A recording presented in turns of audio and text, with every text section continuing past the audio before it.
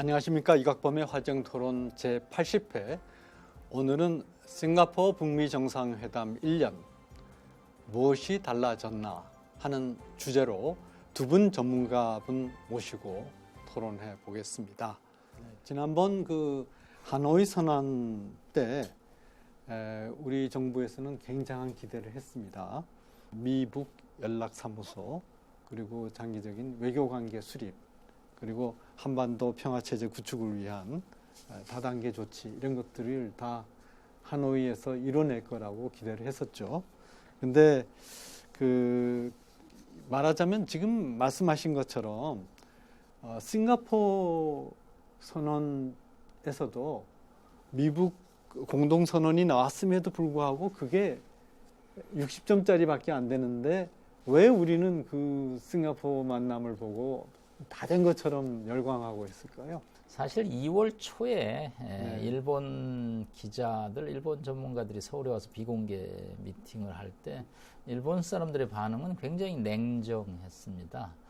이번에 조금 어렵다라는 투로 얘기를 하더라고요. 네네. 그래서 이제 우리는 기대가 크다라는 이제 반론을 했는데 역시 똑같은 얘기를 해도 한쪽에 선입감을 갖고 받아들이는 쪽과 객관적으로 받아들이는 쪽의 판단이 틀리지 않았냐. 무슨 이야기냐면 트럼프 대통령이 분명히 아베 총리에게 이번에 우리가 원하는 기준에 북한이 도달하고 있지 못하다는 메시지를 줬고, 일본 외교 당국자들은 이번에서 성과를 거두지 못할 거라고 우리한테도 유스타하게 얘기를 했지만 우리는 우리식으로 해석을 하죠. 네. 일종의 기대, 위시풀 싱킹이죠. 그래서 희망적 사고를 가지고 뭐가 이루어지는구나라고. 한국의 이 청와대와 외교 당국들이 워싱턴의 입장을 보고 싶은 것만 보고 또 객관적으로 판단하지 않는 그런 좀 어떤 걱정과 우려가 좀 있다고 생각을 합니다. 네, 하노이 회담을 이제 이렇게 다시 한번 되짚어 보면은 저는 트럼프 대통령의 아주 이 협상가로서 노련한 그런 것을 그때 이제 발휘를 했다 생각을 합니다. 그러니까 1차 싱가포르 정상회담 후에 미 국내적으로 여러 가지 트럼프 대통령이 잘못한 거에 대해서 언론의 지적도 많았고 전문가들의 어떤 굉장히 참 비판적인 그런 의견들이 많았는데 중간 선거 등을 앞두고 트럼프 대통령으로서는 이게 한번 만회를 해야 되겠다. 이런 생각이 이제 상당히 컸던 것 같고요. 그래서 이번에야말로 김정은 위원장에게 미국의 정확한 입장을 전달을 해서 자기가 이걸 잘못 짚어서 가는 게 아니라는 것을 대내적으로 과시하고 여러 가지 이제 그런 필요성이 있었기 때문에 트럼프 대통령으로서는 아주 작정하고 왔던 것 같고, 지금 말씀하신 대로 북한은 상당히 오판을 했던 것 같아요. 정의영 안보실장이 백악관 앞에서 회견을 하면서 김정은 친서의 내용 에 대해서 언급을 했을 때 친서는 아니지만 김정은 구두 메시지죠. 구두 메시지를 대신 전달했죠. 네, 그러면서 그때 얘기가 트럼프 대통령과 직접 만나고 싶다. 그리고 그 전제로서 한반도 비핵화는 선대로부터의 유훈이라 우리는 반드시 할 것이다. 그리고 한 걸음 더 나아가지고 동계올림픽 때문에 잠시 중단했던 한미 군사훈련을 재개하는 것에 대해서 북한은 전혀 이의가 없다. 이해를 하고 있다. 없다.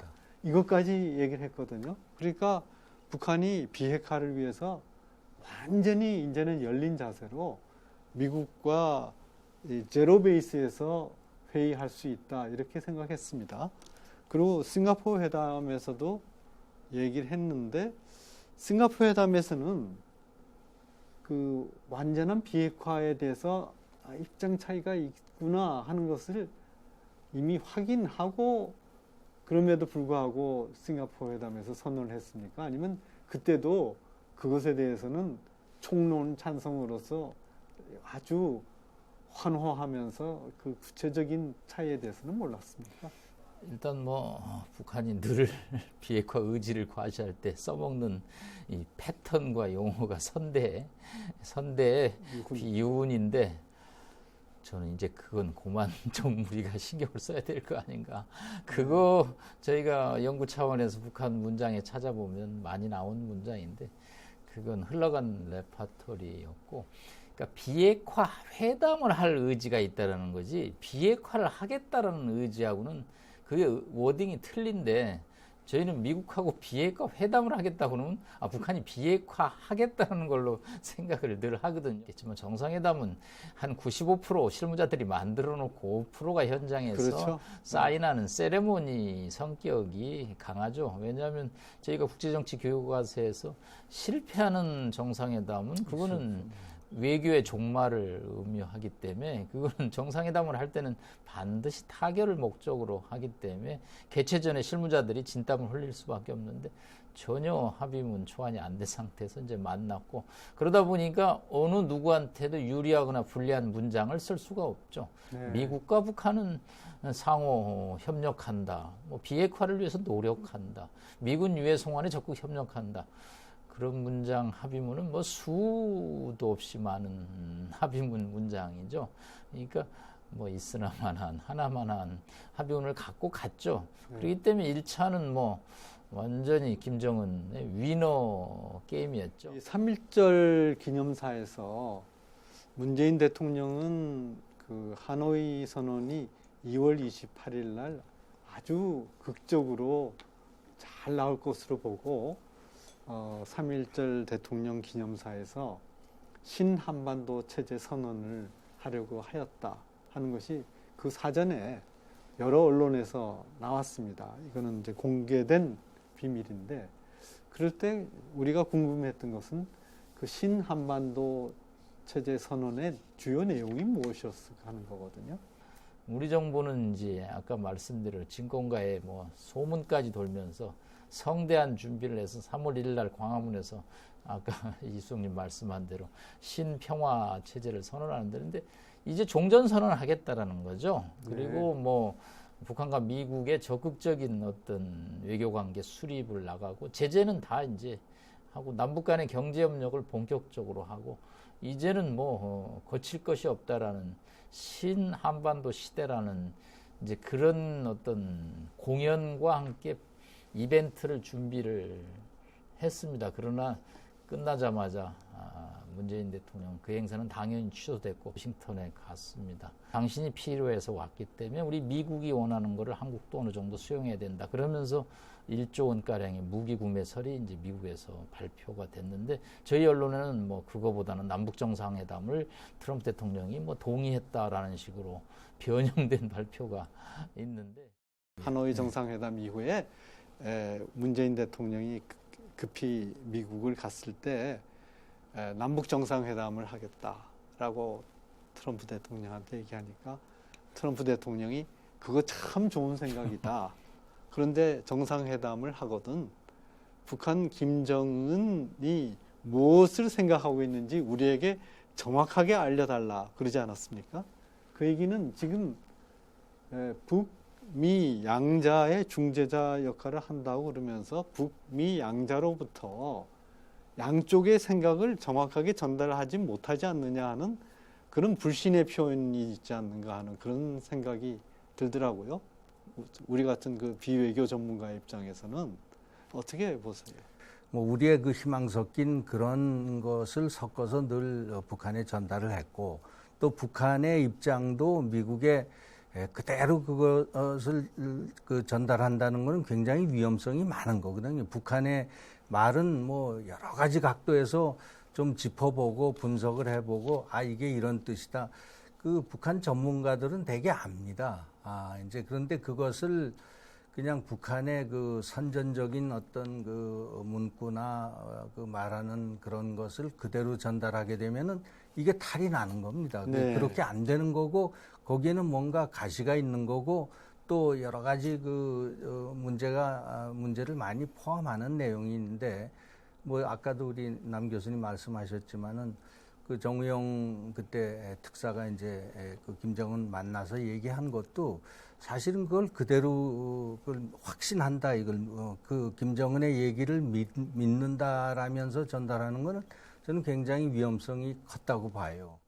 결국 북핵이 있을 때 이 안보에 가장 큰 위협을 받는 것은 우리 대한민국인데, 이 대화와 협상의 틀 안에서 북한의 비핵화가 이루어지지 못하면 지금 현재 한미 동맹의 전력이 그동안에 상당히 약화되고, 또 우리가 북한과의 그야말로 신사협정으로서 지난번 군사 긴장 완화 조치를 했고, 이런 것들이 결국은 미국의 입장에 있어서도 한국과 안보 공조가 부담이 된다면 결국 한국 혼자서 핵무장을 한 북한과 마주치게 되는데, 이럴 때 우리가 취해야 되는 안보도 하고 북한 핵도 용인하지 않는다고 하는 그런 태세는 어떤 것이 있습니까?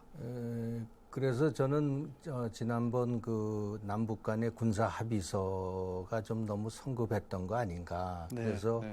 지금 핵 문제가 완전히 해결될 전망이 완전히 서지 않은 그런 상황에서 우리만 먼저 우리의 그 방어선을 좀 이제 이렇게 뒤로 물리기도 하고 낮추기도 하고, 또 군대가 이제 군대라는 거는 항상 그 유사시를 대비해서 훈련해야 군대지, 훈련 안 하는 군대는 숫자가 아무리 많아도 저는 소용이 없다고 생각을 합니다. 네. 그래서 이 한미 간의 그 연합 훈련은 대단히 중요한데, 이것부터 우리가 이제 그 가드를 이미 내렸고요. 주한미군이 유지가 되는 것이 대단히 중요하고, 그런 상황에서는 한미 간의 연합 훈련을 어느 정도 계속 유지 관리시켜 나가는 게 또 중요하다고 보기 때문에, 이런 점을 우리 정부가 좀 계속해서 유념해 줬으면 좋겠다, 그런 생각입니다.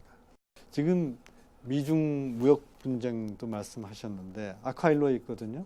이 와중에서 우리나라 기업들이 양쪽의 압박을 개별적으로 불려가가지고 지금 받고 있어서 상당히 고전하고 있는데, 기업들과 더불어서 우리 정부가 국가 전략을 짜고 앞으로 그 우리가 4차 산업혁명 시대에 맞이해가지고 지금 우리 전략적 산업들의 운명이 갈려 있는데, 화웨이라든지 이런 게 다 4차 산업혁명하고 관련되는 거고, 그래서 미국이 지금 신경을 쓰는 거 아닙니까?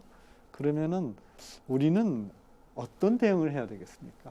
저희 모든 국가 발전의 기본은 한미동맹을 저는 기본으로 한다고 생각합니다.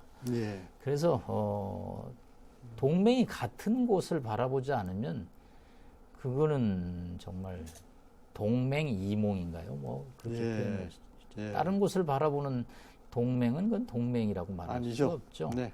그래서 중국과의 이미 저희가 한번 경험을 했습니다.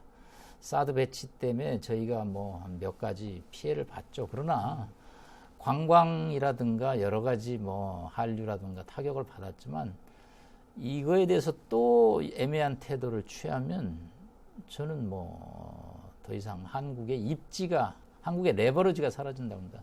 이거는 한국이 지금 미국으로부터 눈초리를 받는 가장 큰 이유는, 저는 2년 전에 트럼프 대통령이 문재인 대통령이 제안한 인도 패시픽 전략에 동참을 요구했을 때 문 대통령이 대답을 안 했죠. 예. 저는 그 뒤부터 한미동맹이 동맹이몽 쪽으로 좀 가고 있다라는 거죠.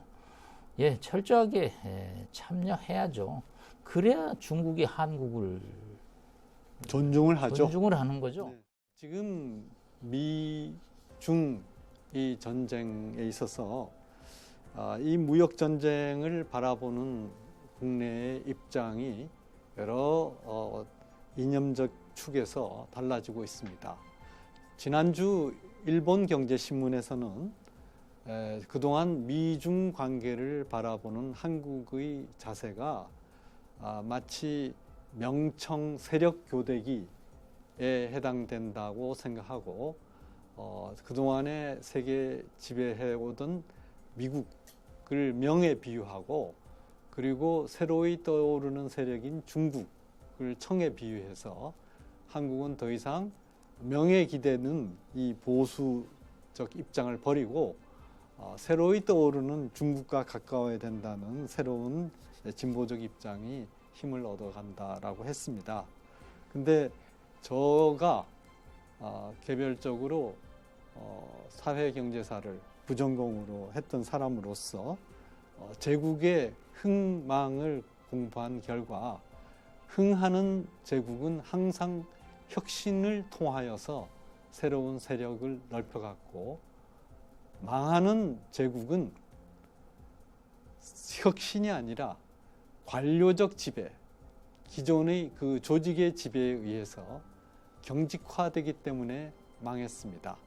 지금 미국과 중국 이 두 나라를 볼 때 어느 나라가 보다 더 혁신적이고 어느 나라가 보다 더 과학기술 중심으로 새로운 지식산업을 일깨워가고 있고 어느 나라가 당 중심의 관료적 문화 속에서 통치를 하는지 비교해 보면 어느 제국이 현재 떠오르는 제국인지 아직까지는 그 판단을 할 수 있는 때라고 생각합니다.